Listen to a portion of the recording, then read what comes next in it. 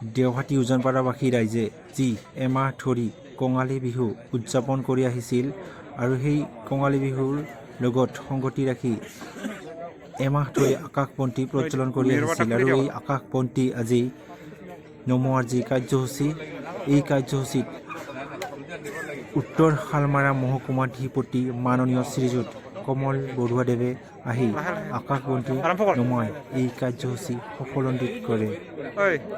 লগতে সহযোগ কৰে অভয়পুৰী বাকী বিশিষ্ট সমাজকৰ্মী ব্যক্তি মাননীয় শ্ৰীযুত পুষ্পক কুমাৰ দাস ডাঙৰীয়াদেৱ আৰু বিশ্ব হিন্দু পৰিষদৰ বঙাইগাঁও জিলা সভাপতি মাননীয় শ্ৰীযুত নবীন চন্দ্ৰ ৰায়দেৱে।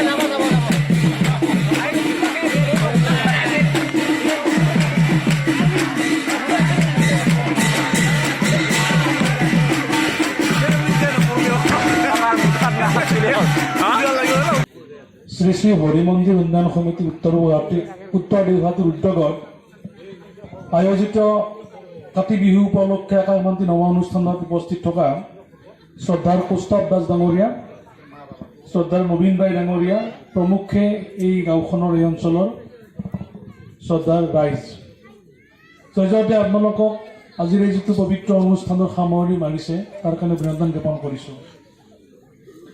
আমি যেতিয়া সৰু আছিলোঁ, হাইস্কুলত পঢ়িছিলোঁ, পাঠশালাত পঢ়িছিলোঁ, তেতিয়া আকাশবন্তিটো আমি ৰচনাত লিখিছিলোঁ বা পঢ়িছিলোঁ, কিন্তু আমি জীৱনত মোৰ দেখা সৌভাগ্য হোৱা নাছিলে।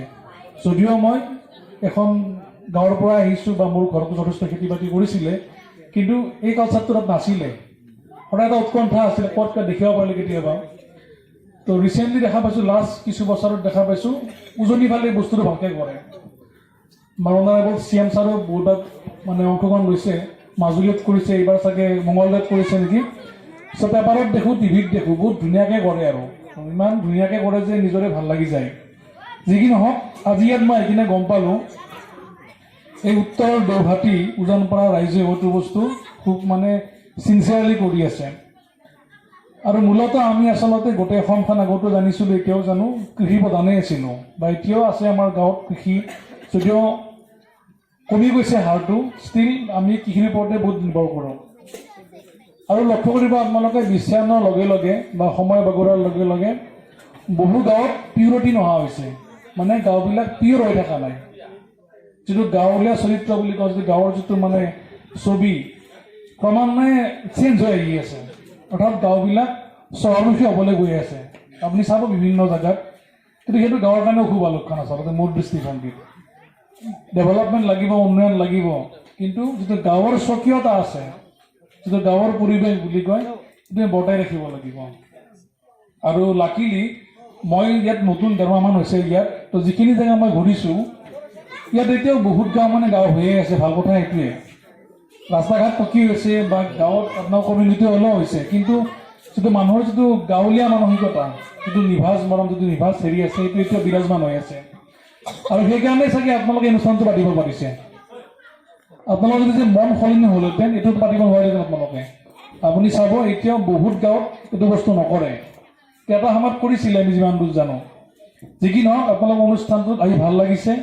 মই আশা ৰাখিছোঁ এই যি আপোনালোকৰ অনুষ্ঠিত কৰিছে তাৰ ওচৰত বা তাক লৈ ভগৱান সন্তুষ্ট হ'ব, লক্ষ্মীয়ে সন্তুষ্ট হ'ব আৰু এই বৃহত্তৰ অঞ্চলটোক ধানে ধানে শ্ৰীবৃদ্ধি কৰিব। এইখিনিয়ে কৈ মই সকলোৰে উন্নতি কামনা কৰি চমু ভাষণৰ সামৰণি মাৰিছোঁ। ধন্যবাদ।